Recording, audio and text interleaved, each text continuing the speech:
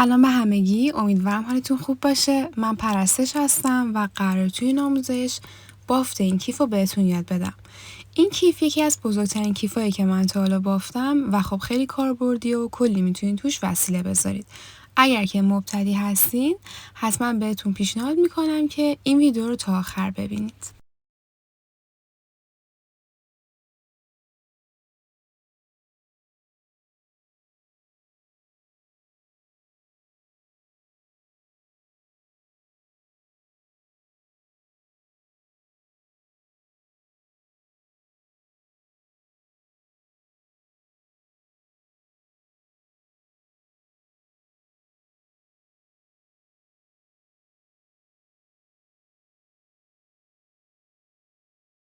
برای شروع یه سری متریال احتیاج داریم که اینجا من بهتون معرفی میکنم.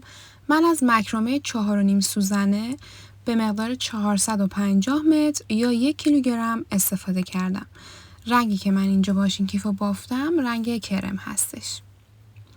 از قلاب شماره 6 استفاده میکنم یا شماره 10 تولیب.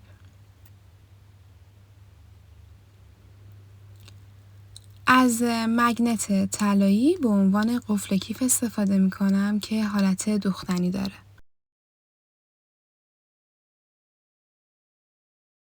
من از دسته آماده چرمی استفاده می کنم که حدوداً 65 سانتی متر هر کدومشون هستن.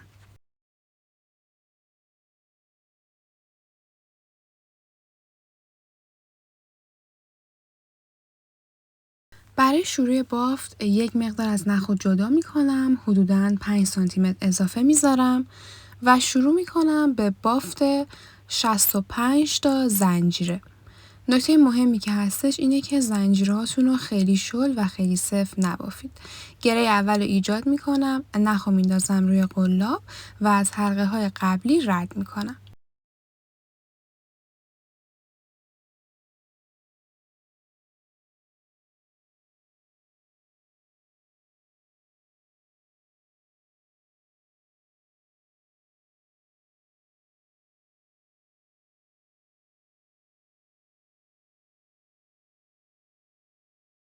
بافت زنجیرهای من تا اینجا تموم شد. الان میخوام رج اول رو شروع بکنم.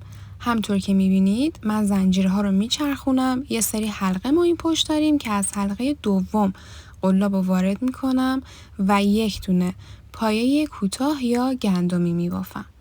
دقت کنید که همه حلقه ها باید تا آخر بافته بشه. تعداد حلقه هایی که بافته میشه 65 تا هستش.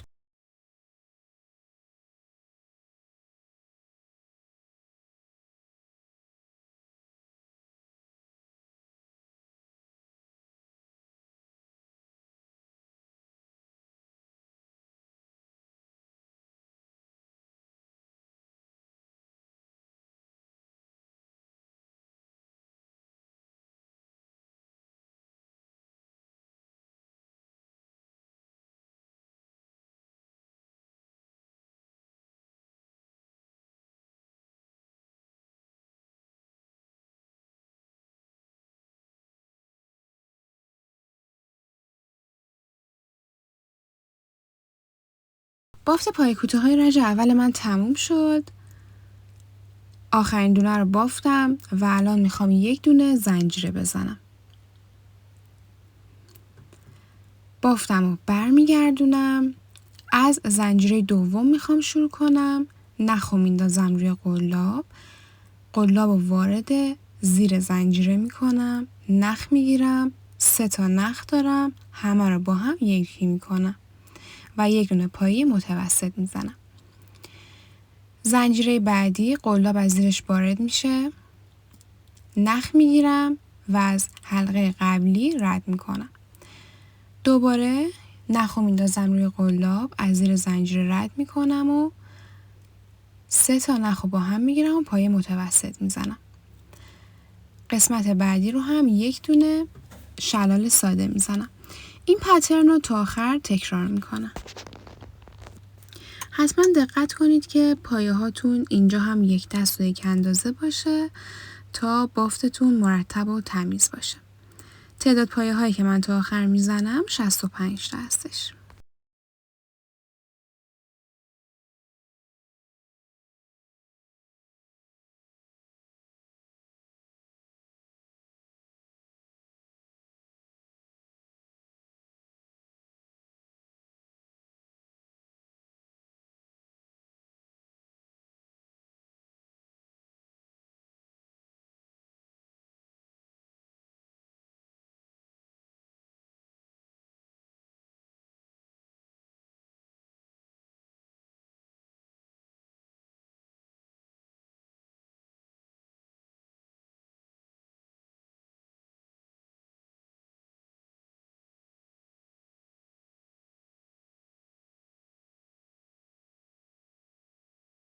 بافت رج دوم من تا اینجا تقریبا داره تموم میشه.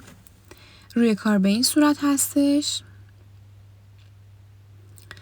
دونه یکی مونده به آخرم من شلال میزنم.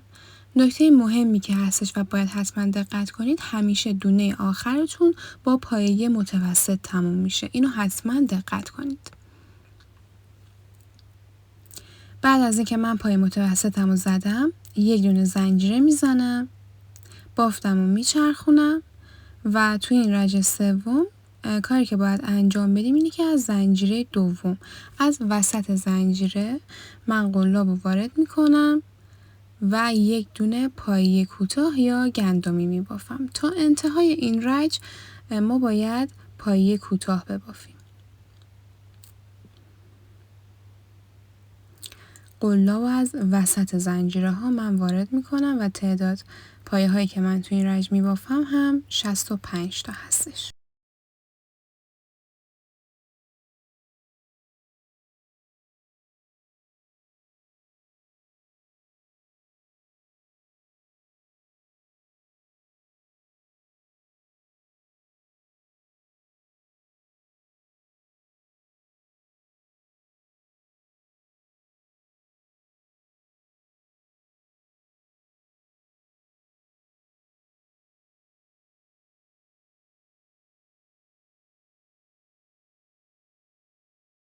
من بافت پای کوتاهامو تکمیل کردم. یک دونه زنجیره میزنم و بافتم رو میچرخونم. شروع میکنم از زنجیره دوم پترن قبلی رو اجرا میکنم و زنجیره دوم رو یک دونه پایه متوسط میبافم. شروع و انتهای این رج من با پایه متوسط هستش.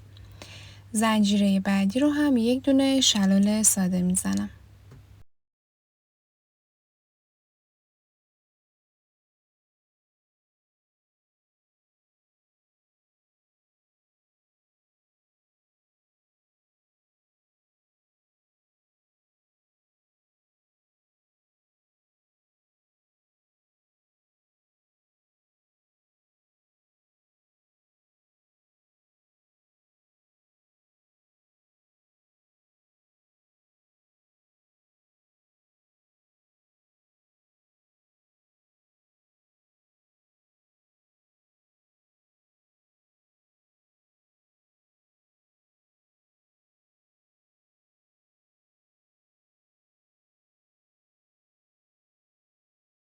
بافت این رج من تکمیل شد. یک دونه زنجیره میزنم، بافتم رو میچرخونم و الان شروع میکنم تمام زنجیره ها رو از وسط زنجیره یک دونه پایه کوتاه میبافم. من این پترن رو تا 37 رج ادامه میدم.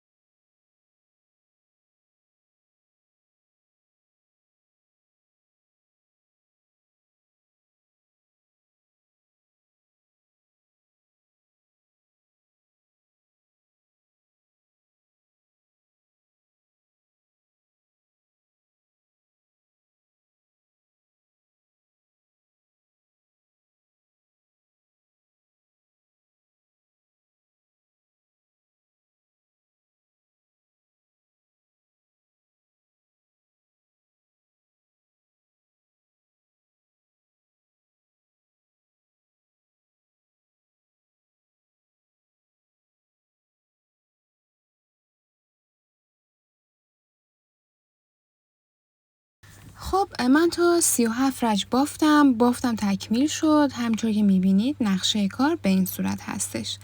برای شمارش تعداد دونه ها اونا رو جفت در نظر بگیرید و به ترتیب بشمارید.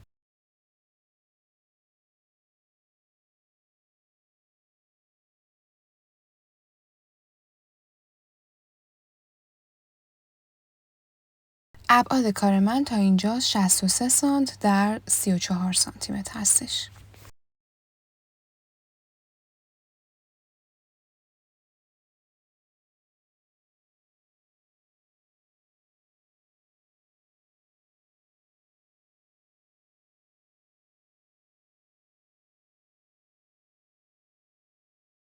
حتما انتهای کارتون رو کات کنید. دیگه زنجیره زدن لازم نیست. از داخل همون گندمی آخر نخ رو در بیارید و مثل من انتهای کارتون رو تمیز و مرتب کور کنید. حتما توجه کنید که آخر نختون رو یک مقدار بسوزونید که پایین کارتون باز نشه.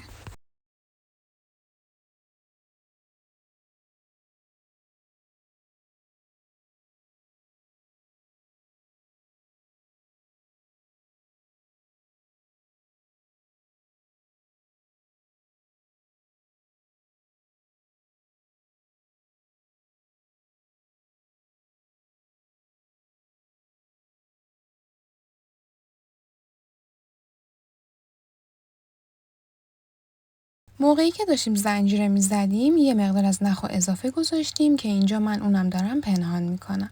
حتما این نخ آخرتونم پنهان کنید.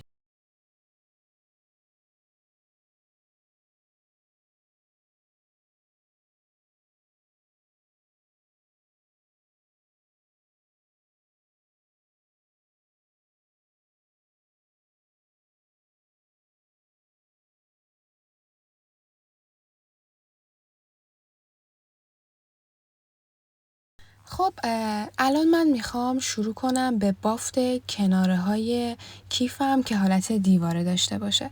یه مقدار از نخ اضافه میذارم و شروع میکنم به بافت 12 تا زنجیره.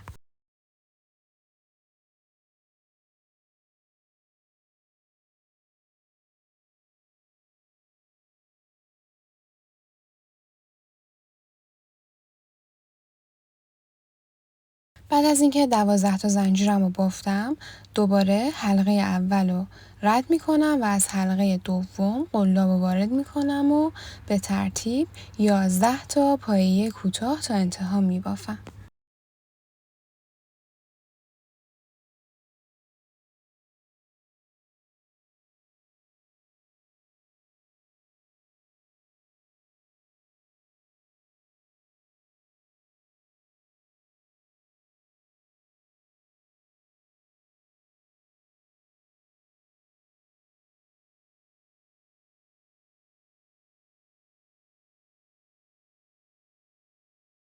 بافت پایه کوتاه من تکمیل شد.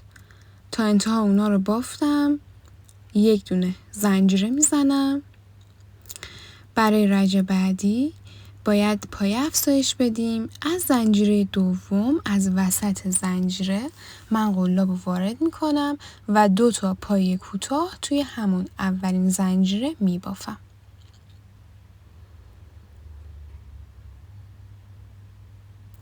بقیه پایه ها رو تا خونه یکی مونده به آخر همه رو تک میبافم و به عبارتی من اینجا 9 تا پایه کوتاه میبافم.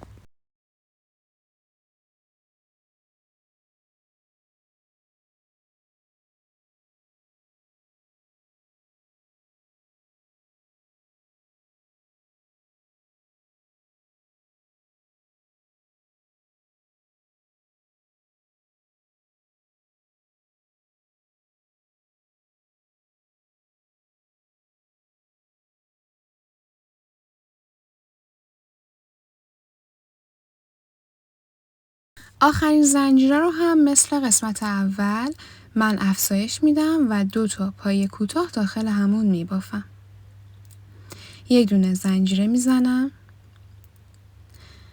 بافتم و برمیگردونم. برای رج سوم از زنجیره دوم همه پایه ها رو تک میبافم.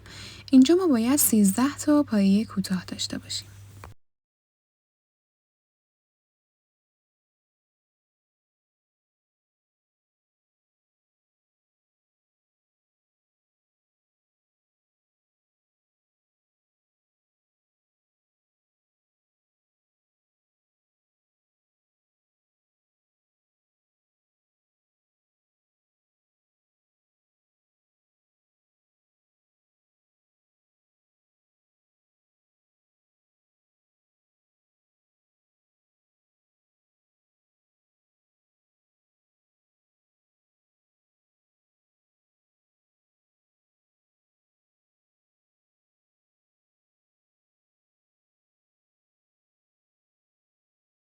بعد از اینکه من یک دونه زنجیرم رو زدم بافتم و برمیگردونم. از زنجیره دوم 2 تا پای کوتاه میزنم و بقیه زنجیره ها رو تا زنجیره که مونده به آخر 1 دونه پای کوتاه میبافم که میشه 11 تا پایه کوتاه. آخرین زنجیره رو هم من 2 تا پای کوتاه میبافم.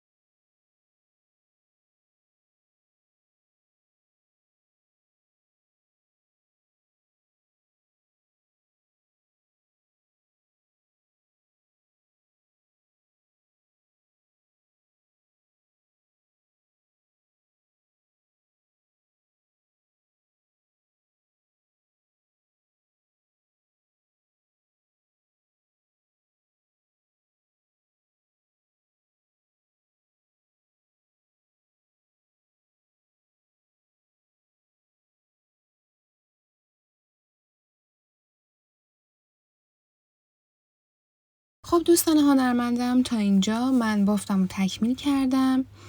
از رج 4 به بعد دیگه احتیاجی نیستش که ما پای کوتاهمون رو افزایش بدیم و کلا توی هر رج ما 15 تا پای کوتاه داریم. به طور کل من 27 رج میبافم تا بافت کنار کیفم تموم بشه. من بافتم و تکمیل کردم. 27 رج بافتم. شکل نهایی بافتمون به این صورت در میاد. خیلی مهمه که حتما بافتمون تمیز باشه و حالت جمع شدگی نداشته باشه. حتما شمارش رو انجام بدین تا 27 رج شما بافته باشید. آخرین رجتون هم حالت گندمی داره. ابعاد کار من برای بافت این کنارهای کیفم حدوداً 24 سانت در 15 سانتی متر هستش. تعداد بافتایی که روی کار ما برای کیفمون داره به طور کل 65 تا هستش که من اینجا اومدم با مارکر اونا رو جدا کردم. یک 27 تا پایه من جدا کردم و پایه 27 تا من علامت زدم و بعد اومدم 11 تا پایه جدا کردم. 11مین پایه رو علامت زدم و در نهایت 27 تا پایه رو جدا کردم و با مارکر اونا رو علامت زدم. حتما شمارش داشته باشین که پایه هاتون درست باشه و کم یا زیاد نباشه. برای انتهای کار 1 دونه زنجیره میزنم و میخوام این کنارهای کیف رو به خود روی کیف وصل بکنم. از قسمتی استفاده میکنم که حالت پشت کار هستش. به شکل توی ویدیو کنارهای کیف رو میذارم روی کیف و از زنجیره اولش که برای شروع کار بوده قلاب رو وارد میکنم. زنجیره که خودم از اون زدم و رد میکنم. دوباره قلاب رو وارد زنجیره دوم میکنم. از وسط این کار رو انجام بدین که بافتتون تمیز باشه. از قسمت کناره های کیفم قلاب رو از زنجیرهای دوم وارد میکنم و 1 دونه شلال یا بست ساده میزنم. دوباره قلاب رو از زنجیره دوم وارد میکنم. همطور که میبینید زنجیرهای روبروی رو ما باید بگیریم و 1 دونه شلال یا اتصال ساده میزنم. من این کار تا انتها به همین شکل ادامه میدم. قلاب وارد میشه، لبه ها رو من میگیرم و اتصالم رو میزنم.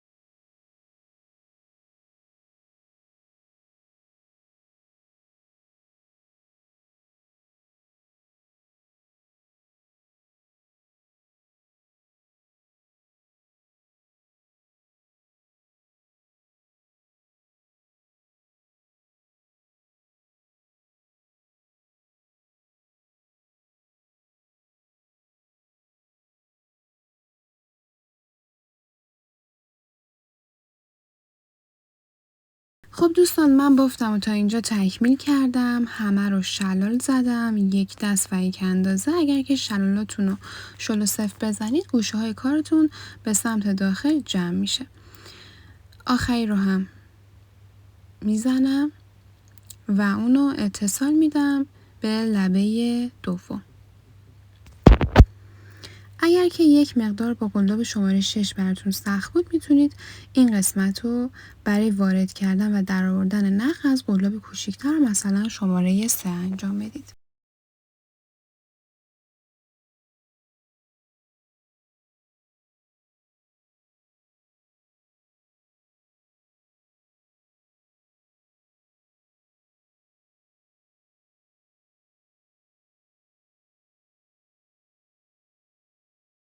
لبه کار رو به شکل توی ویدیو میچرخونم تا بتونم قسمت دوم را هم ببافم. من مارکرها رو جدا نمی کنم. میام لبه اول زنجیره رو از لبه اول کنارهای کیفم میگیرم و شلال میزنم. این قسمت نسبت به قسمت اول خیلی راحت تره. تمام زنجیره ها رو من میبافم.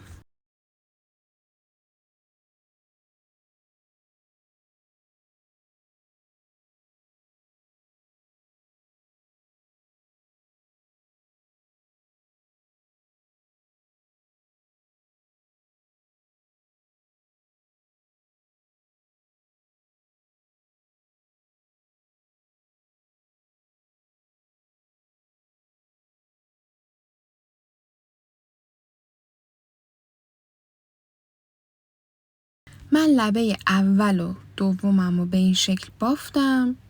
همطور که میبینید الان میخوام لبه سومم ببافم.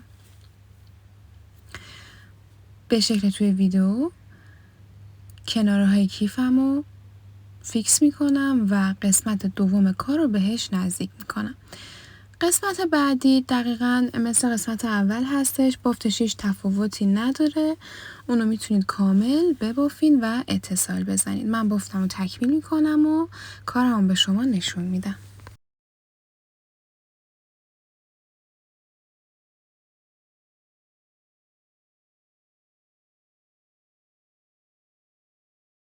من دیواره کارم رو اتصال زدم. همطور که میبینید 3 تا قسمت کاملا فیکس شده به لبه های کارم و حالت فرو رفتگی یا بیرون زدگی نداره.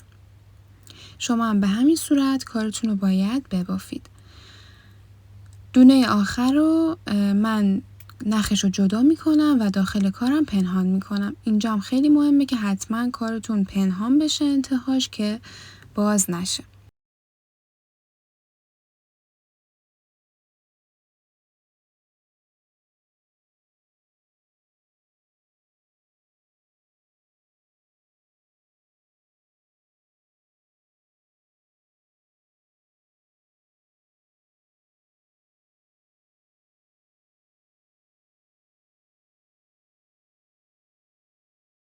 قسمت دوم کنارهای کیفتونم به شکل قسمت اول ببافید و همینطور اتصال بزنید. من بافت قسمت دوم رو تکمیل میکنم، اتصالش رو مثل قسمت اول میزنم و بافت نهایی رو بهتون نشون میدم.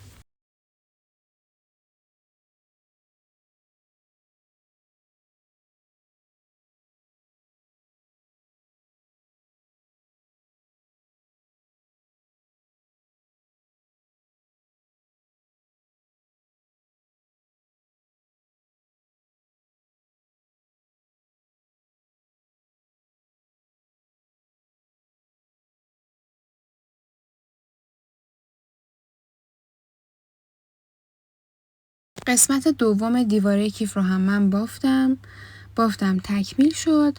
حالا میخوام دور تا دور کارم رو شلال بزنم، هم برای اینکه زیباتر بشه هم ایستایی بهتری داشته باشه. اول اونو به قسمت دوم کاملا اتصال میزنم تا باز نشه. شروع میکنم از لبه ها اونا رو به شلال زدن. من فقط لبه ها رو میگیرم، همطور که میبینید همه رو شلال میزنم.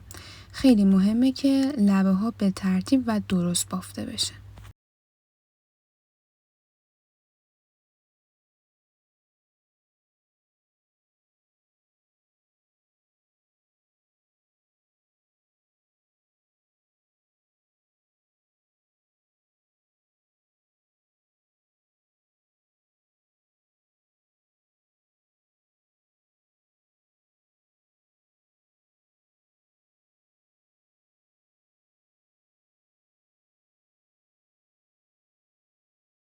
بافت زنجیره‌های دیواره من تکمیل شد. اونا رو تا انتها ادامه دادم. میخوام قسمت دومم رو تکمیل کنم.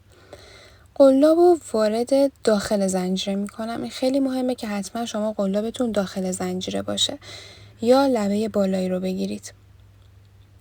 شروع میکنم به شلال زدن تا انتهایی که برسم به آخر کار.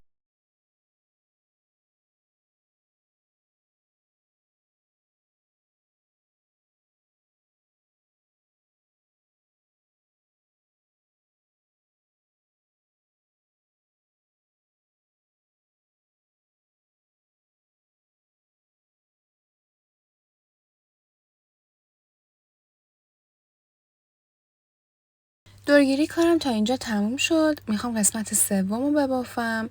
قسمت سوم و قسمت چهارم مثل قسمت‌های قبلی هستش و باید دوباره همه رو ما دورگیری کنیم یا اتصال ساده بزنیم. بافتم رو تا انتها تکمیل میکنم.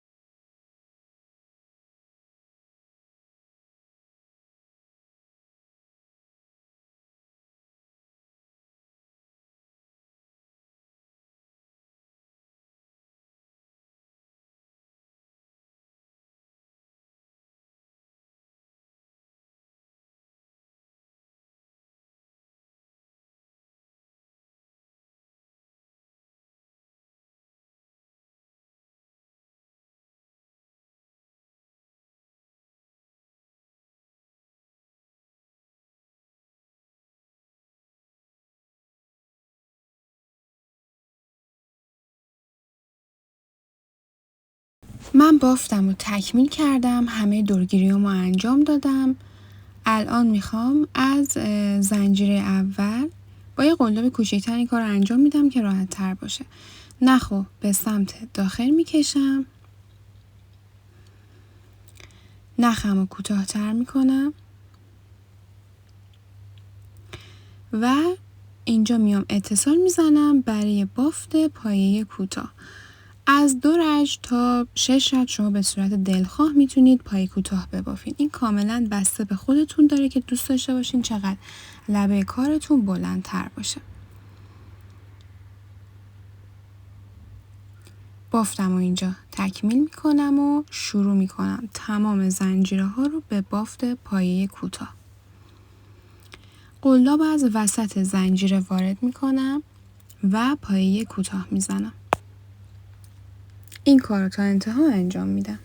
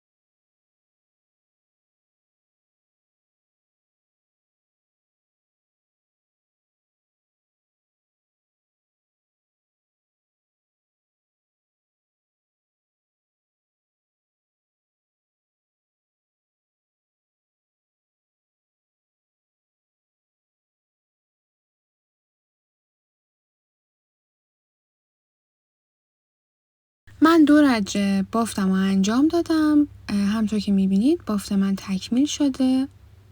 پای کوتاهامو بافتم. الان کاری که میخوام انجام بدم اینه که به اونا مگنت بذارم. همطور گفتم شما میتونید تا 6 رجم این قسمت بالای کیفتون رو ادامه بدید. من نخو کات میکنم و نخم رو پنهان میکنم. از قلاب کوچیکتر اگر استفاده کنید کارتون راحت تر. نخو از داخل زنجیره در میارم و از زنجیره اول قلاب به شکل توی ویدیو وارد میکنم و بعد از زنجیره قبلیش قلاب وارد میشه و نخ داخل کار پنهان میشه. من از مگنت دوختنی استفاده میکنم. اونا رو سر جاش فیکس میکنم و از نخ نامرئی برای بافت اون استفاده میکنم.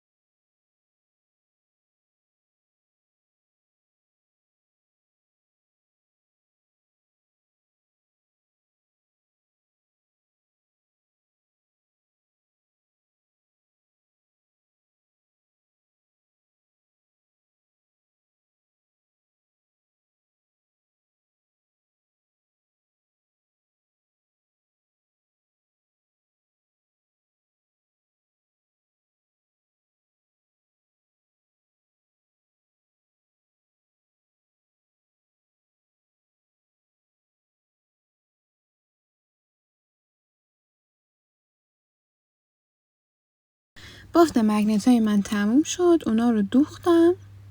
همطور که میبینید از 2 تا مگنت استفاده کردم. کناره های کار کاملا فیکس شده و الان من میخوام از دسته های چرمیم استفاده کنم. اونا رو هم روی کار میدوزم.